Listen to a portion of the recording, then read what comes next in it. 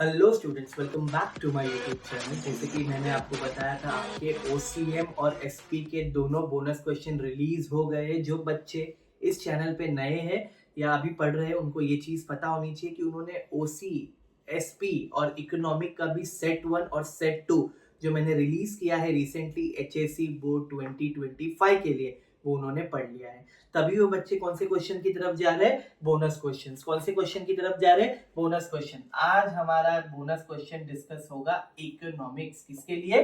Economics, that is eco. तो मतलब OCM और एसपी के बोनस क्वेश्चन आपके रिलीज हो चुके हो और आपने वो वीडियोस देख चुके हो, right?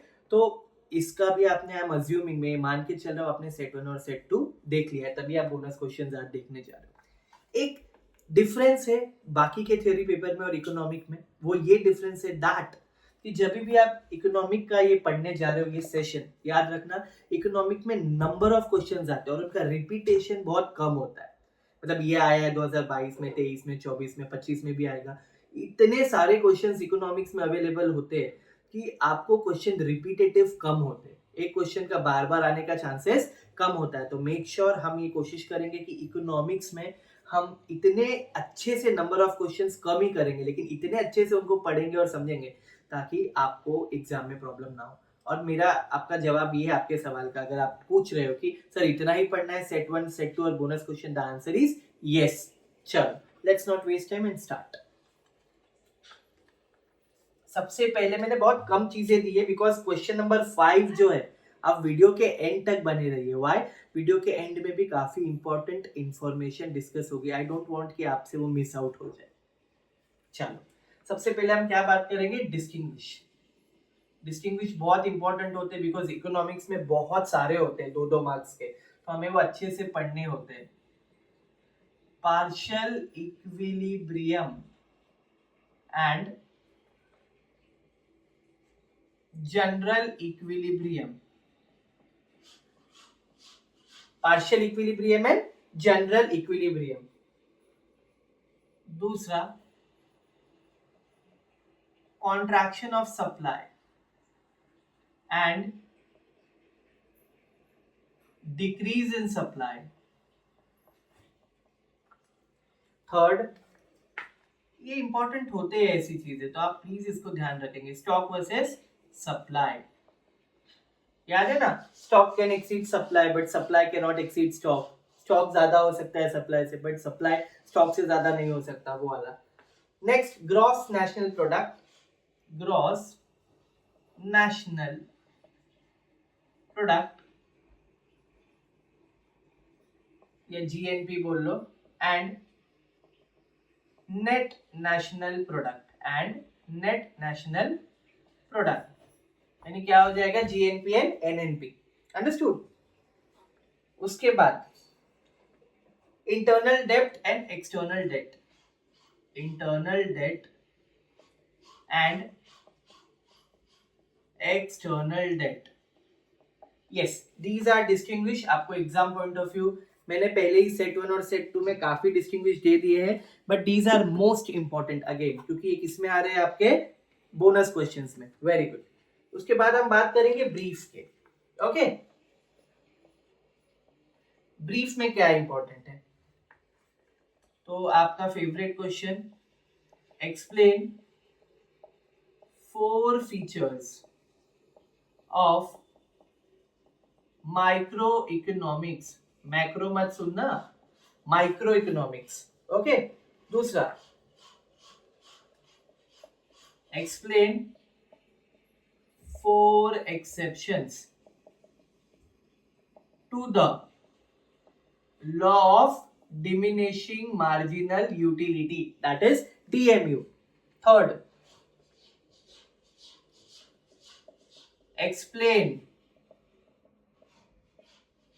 explain any 4 factors influencing elasticity of demand। elasticity of demand, EOD, elasticity of demand याद रखेंगे। उसके बाद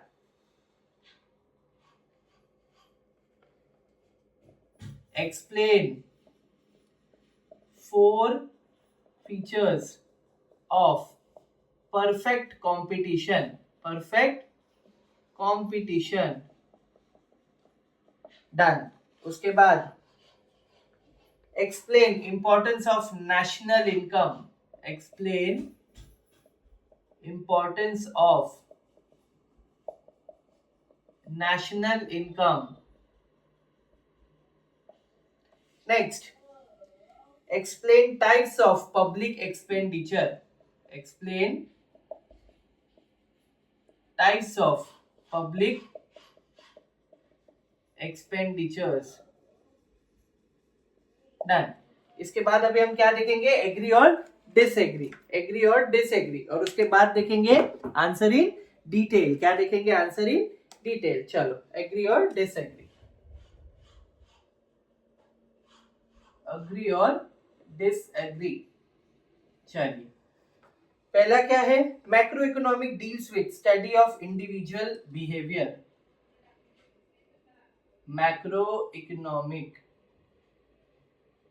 deals with study of individual behavior. Second, first हो गया, second देखेंगे, the law of DMU is based on many assumptions. The law of diminishing marginal utility is based on many assumptions. Third, there are exceptions to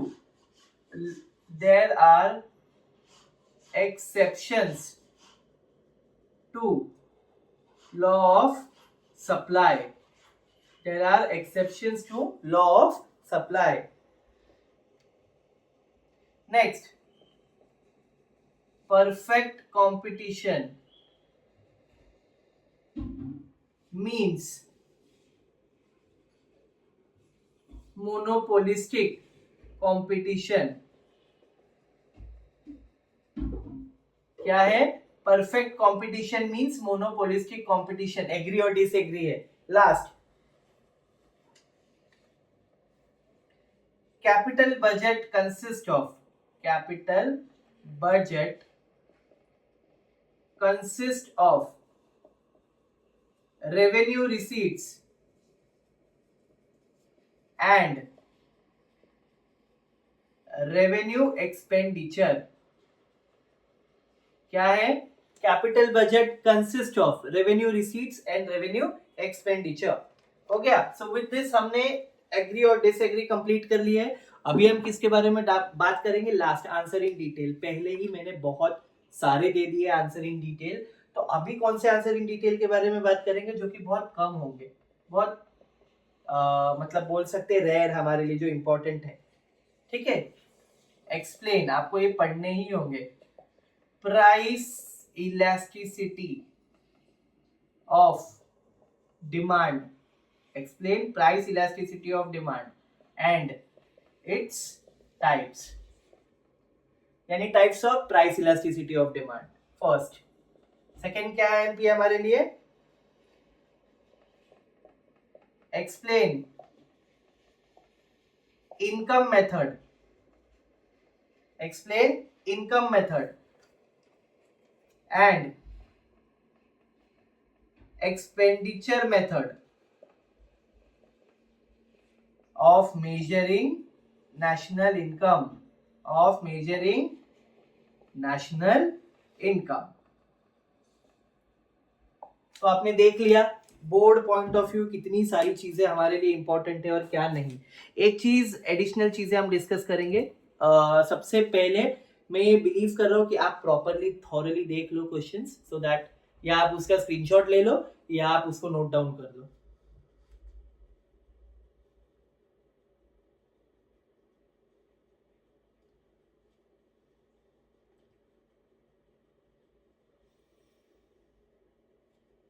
okay, done.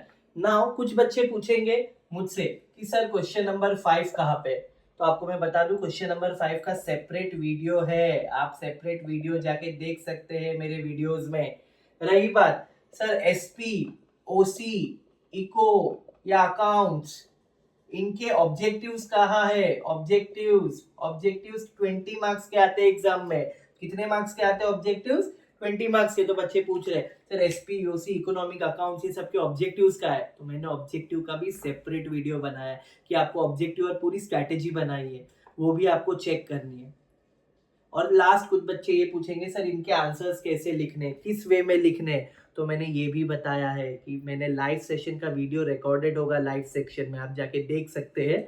Live section में होंगे videos. उन videos में आप what you can check कि sir ने कैसे लिखने बताया, आंसर्स के लेंथ, आंसर की पॉइंट्स, आंसर को कैसे लिखना है, कैसे नहीं लिखना है, मीनिंग कितना लिखना है, पॉइंट्स को कितना एक्सप्लेनेशन रखना है, सब कुछ मैंने डिटेल में बताया। तो आपकी रिस्पॉन्सिबिलिटी क्या है? सेट 1 मिल गया, सेट 2 मिल गया, बोनस क्वेश्चंस मिल गया, और क्या चाहिए? जान लोगे क्या? नहीं ना? So we have discuss each and everything in detail. तो आपकी अभी ड्यूटी है, आप इसको जाके पढ़ोगे। So score good marks and best of luck for your exam. Bye bye.